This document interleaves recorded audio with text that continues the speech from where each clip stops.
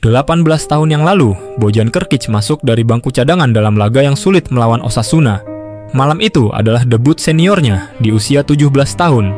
Sebulan kemudian, Frank Rijkaard memberinya kesempatan sebagai starter saat melawan Villarreal dan remaja itu segera mencetak gol pertamanya di La Liga.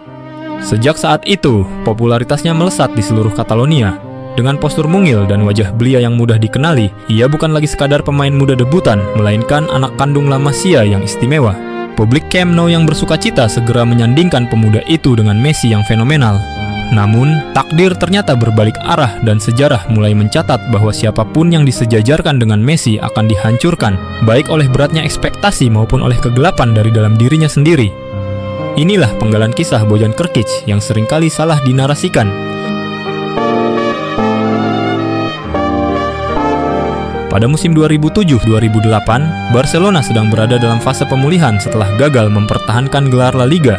Tim mengalami penurunan performa pada musim sebelumnya dan membutuhkan penyegaran di beberapa sektor. Untuk memperkuat lini depan, manajemen mendatangkan Thierry Henry dari Arsenal. Namun saat itu, Henry sudah berusia 30 tahun, tidak lagi berada di puncak performa seperti di era terbaiknya. Di saat yang sama, Barcelona juga mulai mendorong proses regenerasi dari Akademi La Masia. Dua nama yang dipromosikan adalah Bojan Krkić dan Giovanni dos Santos. Keduanya masih berusia 17-19 tahun, tetapi dianggap memiliki kualitas teknis yang cukup untuk bersaing di level tim utama. Karena posisi inti sudah dikunci oleh Samuel Eto'o, Lionel Messi, dan Thierry Henry, maka Bojan menjadi pemain rotasi yang digunakan secara konsisten oleh Frank Rijkaard sepanjang musim itu. Di akhir musim, Bojan tercatat tampil dalam 48 kali pertandingan di semua kompetisi, serta mencetak 12 gol dan 6 assist. Itu adalah catatan yang sangat luar biasa di samping fakta bahwa dia memecahkan rekor-rekor debut yang sebelumnya atas nama Messi, termasuk rekor pencetak gol termuda Barca di kompetisi Eropa. Namun, di balik debut impresifnya pada musim itu, ada sebuah kisah yang menunjukkan bahwa kehancuran Bojan sebenarnya telah mulai terbentuk sejak sangat awal.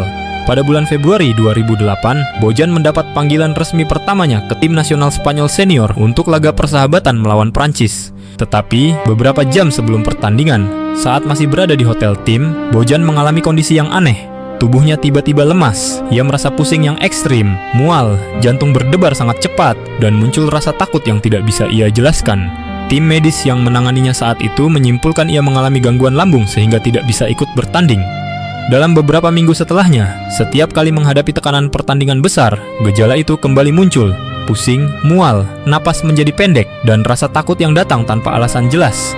Artinya, sepanjang paruh kedua musim pertamanya bersama tim senior Barcelona, Bojan sebenarnya bermain sambil membawa kondisi panik yang terus menghantuinya, sesuatu yang tidak terlihat di lapangan, tetapi terus bekerja di dalam dirinya. Menjelang Euro 2008, namanya kembali masuk dalam rencana tim nasional Spanyol. Akan tetapi, karena kondisi mental yang tidak kunjung membaik, membuat Bojan mengambil sebuah keputusan besar di usia yang masih sangat muda. Ia menolak tampil di Euro karena merasa tidak berdaya pada rasa cemasnya sendiri. Keputusan itu menuai kritik dari berbagai pihak. Namun bagi Bojan, seperti yang baru ia akui secara terbuka bertahun-tahun kemudian, itu adalah momen serangan panik serius pertamanya. Titik awal dari pertarungan panjang yang kelak perlahan mengubah arah seluruh kariernya. Pada musim panas 2008, Pep Guardiola ditunjuk sebagai pelatih baru. Ia datang membawa DNA murni La Masia ke La Liga ketika Barca telah kehilangan gelar juara 2 tahun berturut-turut. Era baru pun dimulai, sistem dibangun ulang, dan standar tuntutan naik ke tingkat yang jauh lebih tinggi. Di saat yang sama, perginya Ronaldinho dan Deco menandai permajaan besar di tubuh Barca. Di atas kertas, ini seharusnya menjadi ruang bagi Bojan untuk benar-benar naik kelas. Apalagi meski absen di Euro, di level klub ia justru mulai dipandang lebih serius. Namun kenyataan bergerak ke arah yang berbeda. Bojan memasuki musim baru dengan kondisi fisik dan emosi yang belum benar-benar stabil. Dalam 5 atau 6 laga awal Liga, Guardiola lebih sering memainkannya di bawah setengah jam, lalu kembali menyimpannya di pertandingan berikutnya. Perannya tak pernah benar-benar terlihat. Publik yang terlanjur jatuh cinta mulai bertanya-tanya, ada apa dengan Bojan? Apa yang sedang terjadi pada anak itu? Berbagai dugaan pun muncul, sebagian mengaitkannya dengan tekanan, sebagian lagi menganggap ia hanya kalah bersaing. Tak ada yang benar-benar tahu apa yang sedang berlangsung di dalam dirinya. Seiring musim berjalan, menit bermainnya semakin tidak menentu.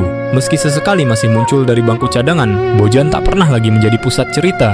Sementara itu, Barcelona justru tumbuh menjadi mesin yang nyaris sempurna. Dan ketika treble dirayakan di akhir musim, nama Bojan Krkić perlahan tenggelam di balik euforia tim terbaik di dunia.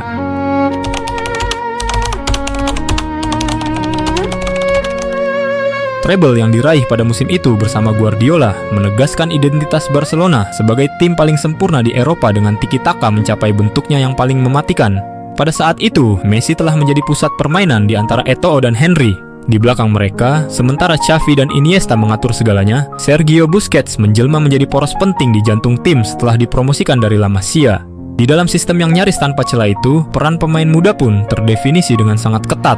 Namun, di saat Pedro naik sebagai starter, Bojan justru masih menjadi opsi dari bangku cadangan. Namanya memang masih diperhitungkan, tapi ia jauh dari pusat proyek. Ledakan Bojan yang terjadi pada musim pertamanya bersama tim senior perlahan meredup di musim kedua. Lalu memasuki musim ketiga, tekanan itu berubah menjadi persaingan yang nyata. Ketika Zlatan Ibrahimovic datang pada Juli 2009, pertarungan di lini depan pun semakin brutal. Bojan sempat memberi isyarat di pekan pembuka melawan Sporting Gijon dengan mencetak 1 gol.